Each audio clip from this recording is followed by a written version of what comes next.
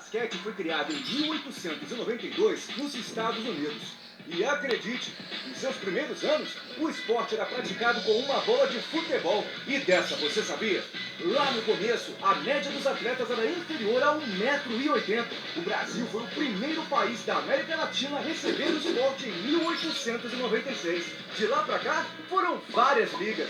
Até 2008, quando finalmente nasce o NBB. Para quem não sabe, apesar de NBB se parecer com o NBA, a nossa liga segue as regras da FIBA. Todo ano o NBB dá um show, sabia? Nessa última temporada, 15 equipes disputaram o título. Foram 260 jogos e mais de 230 atletas nas quadras. Só esse ano foram 699 enterradas, mais de 8.500 assistências, mais de 18.000 rebotes e quase 40.500 pontos marcados. Isso sem contar os milhares de fãs espalhados pelo Brasil que acompanharam ponto a ponto o NBB.